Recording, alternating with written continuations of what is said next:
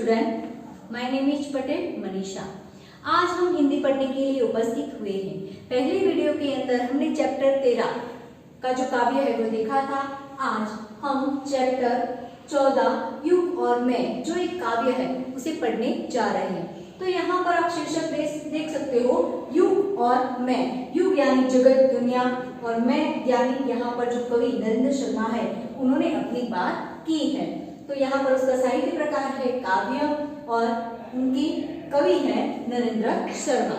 तो यहाँ पर आप देख सकते हो कि जो युग है यानी जो जगत के अंदर जो दुख दर्द है उनके साथ कवि ने अपने दुख दर्द को बताया है। यानी जगत के दुख दर्द के सामने मेरा दुख दर्द कुछ नहीं है। तो यहाँ पर पहले हम कवि के बारे में जानकारी प्राप्त करेंगे और उसके बाद काव्य को समझेंगे। कवि है नरेंद्र शर्मा। कवि नरेंद्र शर्मा का जन्म 1931 में जहांगीरपुर बुलंदशहर में हुआ। शिक्षा प्रयाग विश्वविद्यालय में MA तक हुई। वे आकाशवाणी के विविध भारती कार्यक्रम के प्रधान के रूप में सक्रिय रूप से जुड़े रहे। उनका नाम प्रतिवादी कवियों में भी लिया जाता है, जो अंशतः उचित भी है। नरेंद्र शर्मा के कवि जीवन का विकास भी सुमित्रानंदन पंत जी की तरह 3 युगों में रहा है। तो यहाँ पर जो कवि है उसके बारे में हमने जानकारी प्राप्त की। अब आगे हम काव्य को पढ़ेंगे और साथ में उसे समझने का प्रयत्न भी करेंगे। उजड़ रही अनगिनत बस्तियां मन मेरी ही बस्ती क्या। यहाँ पर कवि कहते हैं कि उजड़ रही अनगिनत बस्तियां मन मेरी ही बस्ती क्या। यानी यहाँ पर शब्दार्थ भी साथ में देखेंगे। बस्ती का मतलब है गांव। साथ में हम शब्दार्थ भी देखते जाएंगे। पहला शब्दार्थ है हमारा बस्ती का मतलब है गांव या कस्बा या कस्बे भी कह सकते हैं। तो यहाँ पर उजड़ रही अनगिनत बस्तियां मन मेरी ही बस्ती क्या, यानी दुनिया के अंदर बहुत सारे देश जो है, गांव के गांव जो है वो सब उजड़ रहे हैं और उसमें मेरी बस्ती क्या, यानी उसमें मेरा गांव कहाँ बाकी रहने वाला है। यानी देश के अंदर जितने भी गांव है, जितने भी शहर है वो सब उजड़ रहे हैं, तो उसमें मेरे गांव भी बाकी नहीं रहेगा। दब्बों से मिट रहे देश जब, तो मेरी ही हस्ती क्या। यहाँ पर हस्ती का मतलब है अस्तित्व। हस्ती यानी अस्तित्व। कहा गया है कि धब्बों से मिट रहे देश जब, तो मेरी ही हस्ती क्या। यानी जिस तरह से दाग धब्बे मिटाए जाते हैं आसानी से, उसी तरह से देश मिट रहे हैं, यानी देश का नामो निशान नहीं रहा है, तो उसमें मेरी हस्ती क्या, यानी ऐसे में मेरा अस्तित्व कुछ नहीं है। बरस रहे अंगार गगन से धरती लपटे उगल रही। यहाँ पर अंगार का मतलब है आग के गोले। अंगार का मतलब आग के गोले। लपटे यानी ज्वाला। लपटे का मतलब है ज्वाला। तो यहाँ पर कह रहे कवि कि बरस रहे अंगार गगन से धरती लपटे उगल रही।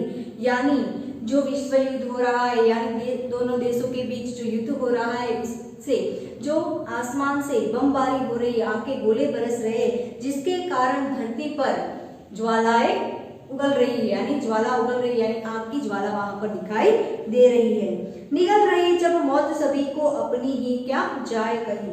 यानी ऐसे में निगल का मतलब है खा जाना।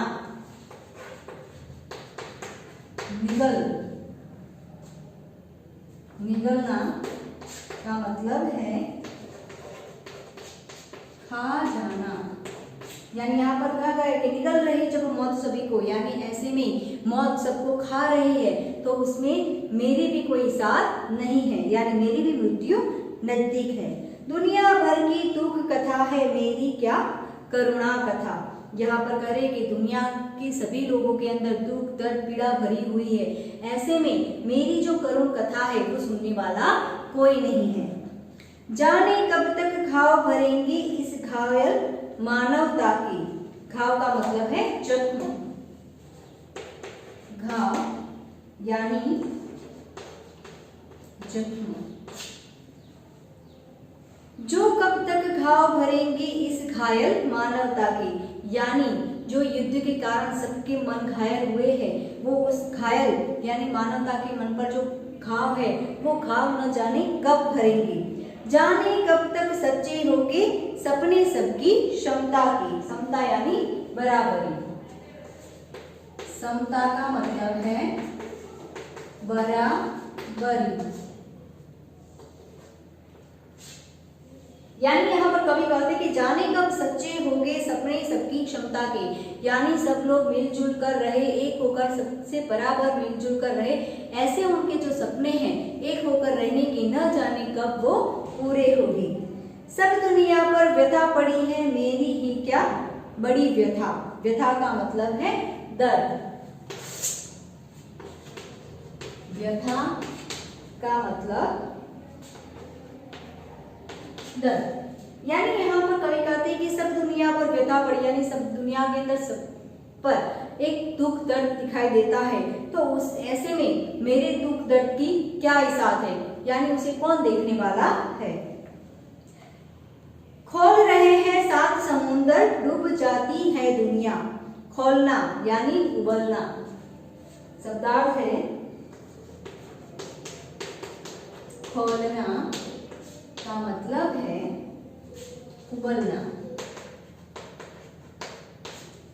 यानी कहा गया है कि हिंसा की आग के अंदर जो दुनिया डूब रही है और उसके कारण जो हिंसा की लपटें चारों तरफ फैली हुई है, उसके कारण जो सात समुंदर है वो खोल रहे हैं, उबल रहे हैं, डूब जाती है दुनिया। और सात समुंदर जो खोल रहे हैं उसके कारण उस सात समुंदर के अंदर यानी हिंसा रूपी जो ज्वाला फैली हुई है उसके अंदर सभी लोग डूबे जा रहे हैं। ज्ञान था लेता था जिससे गर्क हो रही वह दुनिया। था का मतलब था लेना,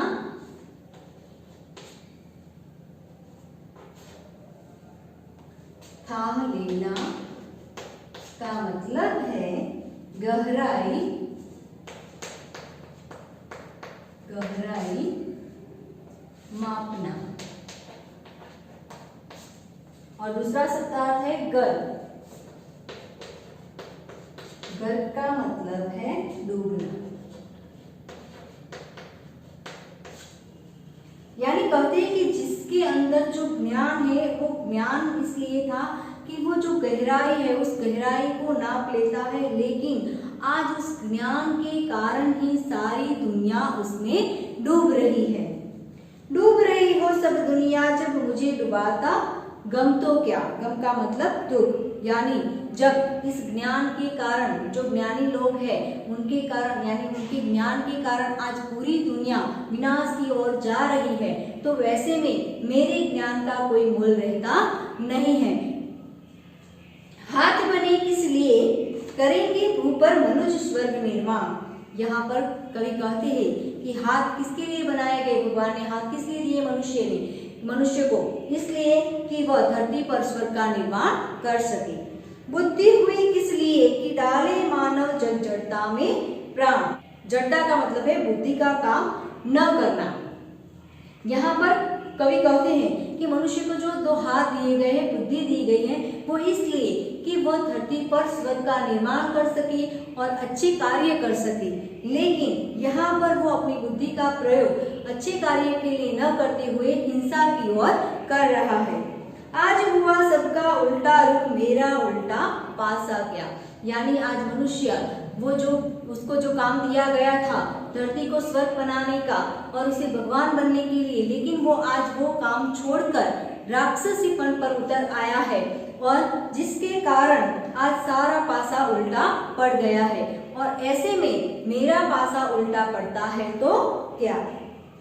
मानव को ईश्वर बनना था निखिल सृष्टि बस में लानी। यानी यहाँ पर कहा गया कि मानव को क्या बनना था, ईश्वर बनना था। निखिल का मतलब है सारा,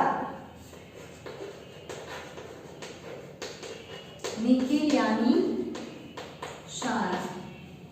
तो यहाँ पर कहा गया कि सारा जो सारी सृष्टि है उसको बस में लानी थी, काम अधूरा छोड़कर कर रहा आत्मघात मानव ज्ञानी, यानी जो मानव है वो सृष्टि की रचना करने के बारे में नहीं सोचता, उसे उस काम को अधूरा छोड़कर वो आत्मघाती बन गया है, यानी एक दूसरे के खून का प्यासा बन गया है।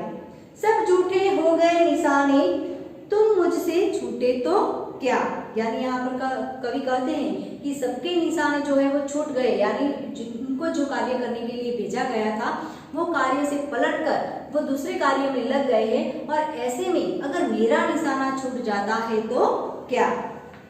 एक दूसरे का अभिभव कर रचने नए भव को, यानी यहाँ पर कहते हैं कि अभिभव का मतलब है आदर, अभिभव का मतलब आदर। दूसरा शब्दार्थ है भव यानी संसार।